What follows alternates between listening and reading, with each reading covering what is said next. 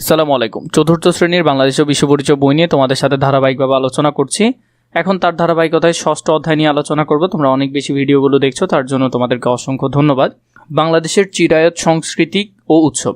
বাংলাদেশের চিরায়ত সাংস্কৃতিক উৎসব প্রথমত আমাদের দেশে যেসব সাংস্কৃতিক উৎসবগুলো হয়ে থাকে সেগুলো পহেলা বৈশাখ ও নবান্ন উৎসব। আমাদের দেশে অনেক বেশি প্রচলিত একটা উৎসব হলো পহেলা বৈশাখ এবং নবান্ন উৎসব। প্রথমত ছবিটিতে কে কি করছে, এখানের মধ্যে এই ছবিতে কে কি করছে সেগুলো আমরা দেখছি। এই কাজগুলো কোন উৎসবে করা হয়, এই যে কাজগুলো এগুলো কোন উৎসবের মধ্যে করা হয় সাধারণত। প্রথম যে ছবি পহেলা বৈশাখের, এখানের মধ্যে ছবিতে কে কি করছে, ছবিতে দেখা যাচ্ছে মানুষ রঙিন পোশাক পরে আনন্দ করছে, কেউ মেলায় ঘুরছে, কেউ পান্তা ইলিশ খাচ্ছে এবং সবাই মিলে নবান্ন উদযাপন করছে। এটা খুবই গুরুত্বপূর্ণ। 2 নাম্বারের মধ্যে যদি দেখি এই কাজগুলো কোন উৎসবে করা হয়, এগুলো পহেলা বৈশাখ উৎসবে করা হয়। তো আশা করি তোমরা এগুলো লিখতে পারবে। কোথায় লিখবে? এই দুটো জায়গার মধ্যে লিখবে। এরপর দেখো আমরা এখানের মধ্যে যেটা দেখতে পাচ্ছি, এখানের মধ্যে ছবির মধ্যে আমরা দেখছি আমাদের গ্রামীণ যে ধান আসার মৌসুম, সেটাতে ধান কাটা হচ্ছে, ধানের পাড়া, গরু, বাচ্চারা পল্লী মাঠে খেলছে। 1 নম্বরের ছবিতে কে কি করছে। এরপরে 2 নম্বর হলো এই কাজগুলো কোন উৎসবে করা হয়। তো এখানের মধ্যে আমরা ছবির বিষয়গুলো যদি দেখি, ছবিতে দেখা যাচ্ছে কৃষকরা নতুন ধান কাটছে, গ্রামের মানুষ খাবার তৈরি করছে এবং সবাই আনন্দ করছে। 2 আছে এই কাজগুলো কোন উৎসবে, এগুলো হলো সাধারণত নবান্ন উৎসবে করা হয়। নতুন ধান যখন ওঠে এটাকে কি বলে? নবান্ন উৎসব বলে। উপরের ছবিগুলো পর্যবেক্ষণ করে পাশের ঘরে প্রশ্নগুলোর উত্তর লিখি। তো আমরা উত্তরগুলো লিখলাম। আচ্ছা, এরপরে যদি আমরা দেখি পহেলা বৈশাখ। বৈশাখ মাসের প্রথম দিন উদযাপিত হয় বাংলা নববর্ষ। ঢাকার রমনা বটমূল সহ সারা দেশে বর্ষবরণ অনুষ্ঠানে আয়োজন করা হয়। বর্ষবরণ উপলক্ষে শোভাযাত্রার আয়োজন করা হয়। এই দিনে অনেক রং বেরঙের পোশাক পরে অনুষ্ঠানে অংশগ্রহণ করে। বাড়িতে বাড়িতে বাঙালি ঐতিহ্যবাহী খাবার তৈরি করা হয়। পহেলা বৈশাখ সাংস্কৃতিক অনুষ্ঠানের আয়োজন করা হয়। এইসব অনুষ্ঠানে দেশীয় সাংস্কৃতিক লোকসঙ্গীত, লোকনৃত্য ইত্যাদি পরিবেশন করা হয়। এছাড়াও বাংলা নববর্ষ উপলক্ষে আয়োজিত হয় বৈশাখী মেলা। বৈশাখী মেলায় মাটি, কাঠ, বাঁশ ও বোতামের তৈরি বিভিন্ন ধরনের খেলনা ও গৃহস্থলীর সামগ্রী পাওয়া যায়। এছাড়া বিভিন্ন ধরনের ঐতিহ্যবাহী খাবার ও মিষ্টান্ন পাওয়া যায়। মেলায় নাগরদোলা সহ নানা ধরনের খেলাধুলার আয়োজন করা হয়। ব্যবসায়ীরা হালখাতা অনুষ্ঠানে আয়োজন করে। এই অনুষ্ঠানে ক্রেতারা বিদায়ী বছরের পাওনা পরিশোধ করে নতুন হিসাবের খাতা খোলে। ব্যবসায়ীরা মিষ্টি দিয়ে আপ্যায়ন করে থাকেন। আমাদের চিরায়ত উৎসবগুলোর মধ্যে আরও একটি গুরুত্বপূর্ণ উৎসব হলো নবান্ন উৎসব। এই উৎসবে সাধারণত অগ্রহায়ণ মাসে উদযাপিত হয়। এটি বাঙালির অতি প্রিয় উৎসব।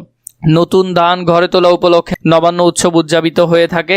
এই উৎসবে নতুন ধানের চাল দিয়ে সুস্বাদু পিঠা, পায়েস তৈরি ও বিতরণ করা হয়। নবান্ন উৎসব উপলক্ষে কৃষকদের ঘরে ঘরে আনন্দের বন্যা বয়ে যায়। বর্তমানে শহুরে জীবনেও আয়োজন করা হয় নবান্ন পিঠা উৎসব। খতে আমাদেরকে যেটা দিয়েছে, উপরের অনুচ্ছেদ পড়ে পহেলা বৈশাখ ও নবান্ন উৎসব সম্পর্কে 3টি করে বৈশিষ্ট্য ছকে লিখি। পহেলা বৈশাখ সম্পর্কে আমরা ছকে 3টা বৈশিষ্ট্য লিখব। নবান্ন উৎসব হিসাবে আমরা 3টা এখানে ছকে লিখব। তাহলে আমরা যদি এখানের মধ্যে দেখি, প্রথমত হলো যে পহেলা বৈশাখ। পহেলা বৈশাখ বাংলা নববর্ষের প্রথম দিন। এই দিনটি সারা দেশে আনন্দের সঙ্গে উদযাপন করা হয়।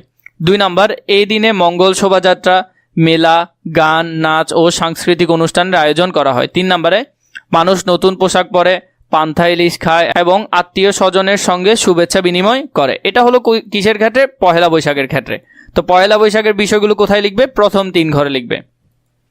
এরপর হলো নবান্ন উৎসব। নবান্ন উৎসব নতুন ফসল ঘরে তোলার আনন্দে পালন করা হয়।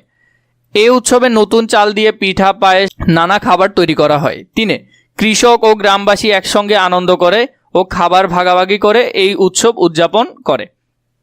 তো এখান থেকে এইটা এই ঘরের মধ্যে লিখে ফেলবে। এরপরে যেটা আমরা দেখব, 3 আছে পহেলা বৈশাখ ও নবান্ন উৎসবের মধ্যে আমি অংশগ্রহণ করেছি এমন একটি উৎসবের নাম লিখি। উক্ত উৎসবে আমি কি কি করেছি এর একটি তালিকা তৈরি করি। উৎসবের নাম লিখবো এখানে, উৎসবে আমি যা যা করেছি সেগুলো লিখবো এখানে। তো যদি আমি লিখি উৎসবের নাম লিখলাম নবান্ন উৎসব, ধরো আমি নবান্ন উৎসবে গেলাম। উৎসবে আমি যা যা করেছি, প্রথমে নতুন ধান কাটার পর পরিবারের সঙ্গে আনন্দ করি।